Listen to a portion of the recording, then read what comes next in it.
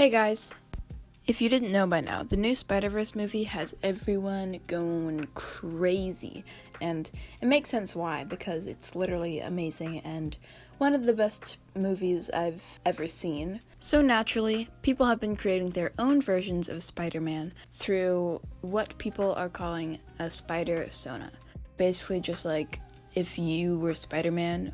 So if you haven't guessed by now, I'm going to be creating my own spider-sona. So I started off with a rough looking sketch, putting ideas down to just see what sticks, you know? And then I made another cool little action pose to just like clean it up a little bit and just polish and refine the design. So with that, let's get right into the actual designing of the character.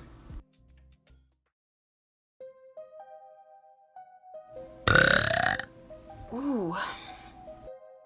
This speed paint is a little all over the place. I was jumping around a lot to different parts, so just sorry about that. Right off the bat, I knew that I wanted her to have 2 braids. I just think they're cute, and it would also be easier for her to fight crime with her hair out of the way, so. Then I moved on to a full body sketch so I could design the suit. I'm pretty bad at anatomy, so just beware of that. I struggled with the legs a lot. I wanted her build to be on the skinnier side to resemble me, so I was trying to keep her legs proportional, but they were kind of looking too beefy for me, yeah.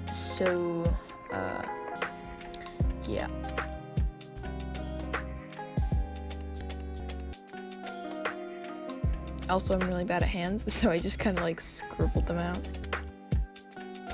But I was eventually happy enough with it to move on to the line art. I mean, it's not really line art because it's still pretty sketchy, but you know what I mean.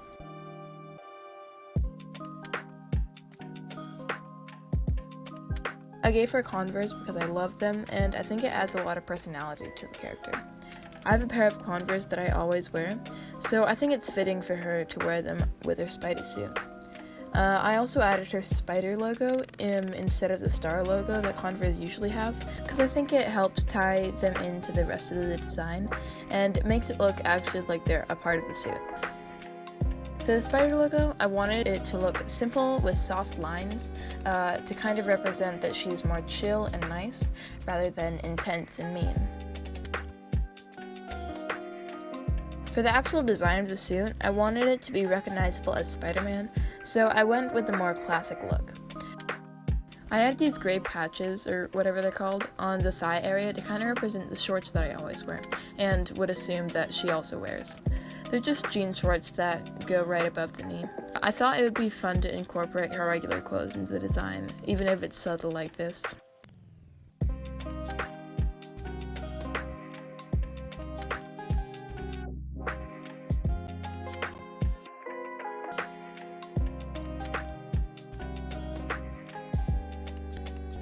I gave her a little hair thingy. I don't really know what it's called, but it's cute.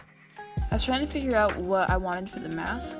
I was thinking maybe some stripes or whatever this is, but I ended up keeping it plain for now. I also thought it would be cool to add a little spider into the hair tie of her braids to keep the theme consistent. Then I decided to make her sleeves a little more loose-fitted and puffy because I have a sweater like that, and it just makes it a little less spandex feeling. If I didn't want to go in that direction though, I made another version with short sleeves. I don't really know why, I just wanted an excuse to add big baggy sleeves because I love those on t-shirts.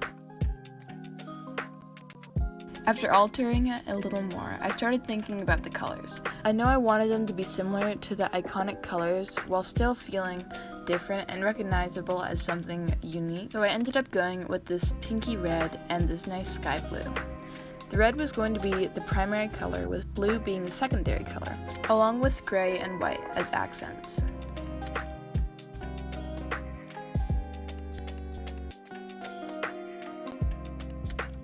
I wanted more blue in the design, so I added more.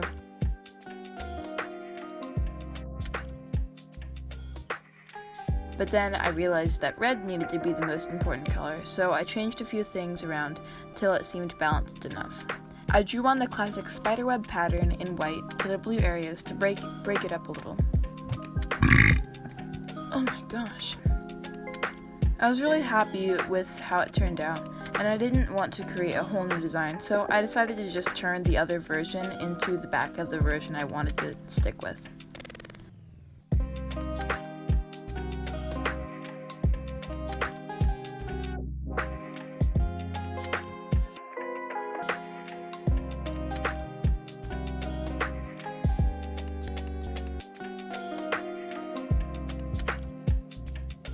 The back is actually pretty much the same, except I made the spider bigger to fill up more space, and I had the genius idea to make the legs connected into some of the stripes. I think that helps make them look more intentional, and not just like random. And on to coloring, which is the same as the front. Then I moved on to the headshot to color and clean it up a little.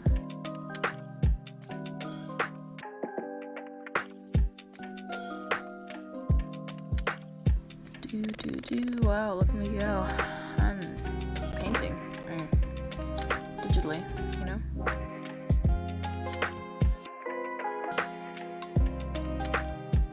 Since I hadn't been paying much attention to the hands, I decided to draw them up close, which was kind of a struggle, but I got the hang of it. I wanted to flesh out the web shooter and if I wanted gloves or not, but I ended up going gloveless because I think that gloves would just get in the way.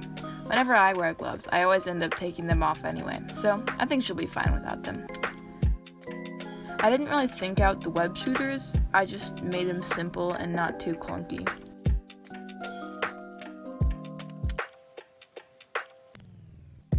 I finished up some of the last things and thought I was almost done, but ended up drawing her unmasked just to have it there.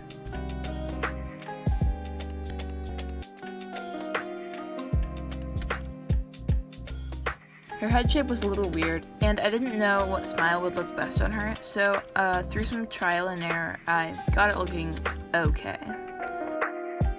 I added a little peace sign because she's cool like that, and colored it.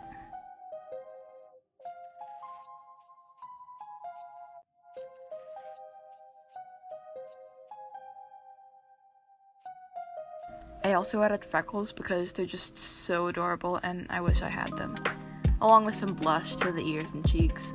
Oh, and as a final touch, I added some spider earrings to really finish it off. And there she is. I really ended up liking this design, and I think it's a good mix of my personality and the classic Spider-Man look. I'm thinking of calling her Petra Parker, but I don't know what her superhero name would be. But if you have any ideas, please comment them. Anyway, thank you so much for watching if you made it this far, and see you later, I guess.